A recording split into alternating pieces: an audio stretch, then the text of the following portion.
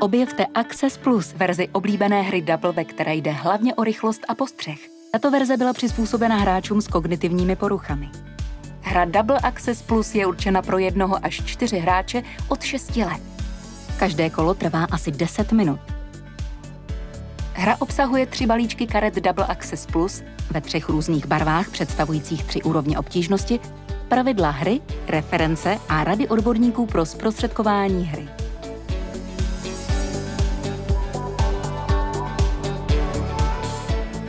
Zvolte si úroveň obtížnosti a použijte odpovídající balíček karet. Dbejte na to, abyste nemíchali karty různých úrovní obtížnosti.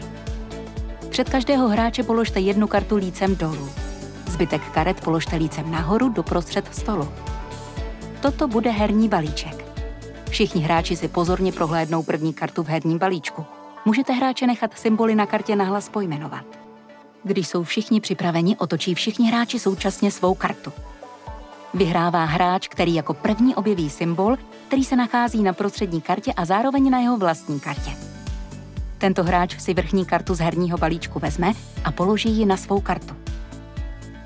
Na herním balíčku je nyní vidět nová karta. Každý hráč se znovu musí pokusit najít jeden symbol, který je na nové kartě a zároveň na jeho kartě. Na 2 kartách se vždy shoduje pouze jeden symbol. Když v herním balíčku nejsou žádné další karty, každý hráč spočítá, kolik karet má před sebou. Hráč nebo hráči s nejvyšším počtem karet v tomto kole vyhrávají.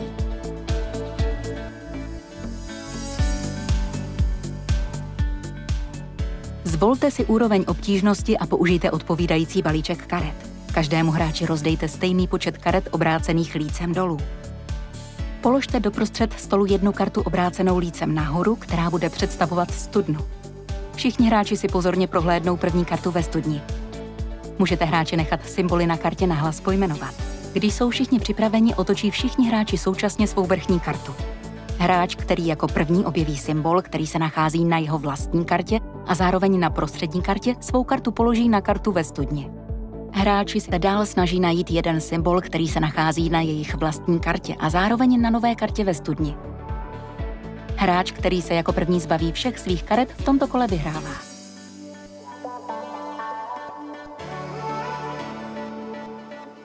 Obě varianty věž i studnu může hrát i jeden hráč, kterého hrou provádí pomocník.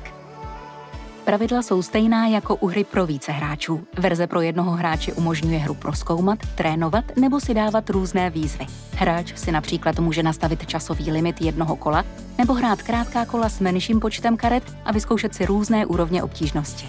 Karty lze použít také pouze k pojmenovávání symbolů a barev a procvičování slovní zásoby a paměti. Hra Double Access Plus stimuluje pozornost a adaptační schopnosti. Hráči si zároveň díky tomu, že se snaží zapamatovat si a přiřazovat symboly, procvičují krátkodobou a pracovní paměť. Kromě toho hra také pomáhá hráčům regulovat emoce, zejména impulzivitu. Hra Double Access Plus obsahuje také tipy, jak řešit případné potíže hráčů při hraní. Hru lze například upravit tak, že hráč na místo pojmenování na symbol ukáže prstem. Hráči si také mohou jednotlivé symboly projít před začátkem hry, aby pro ně bylo následně snadnější je pojmenovat. Všechna doporučení a odborné rady naleznete v brožuře přiložené ke hře.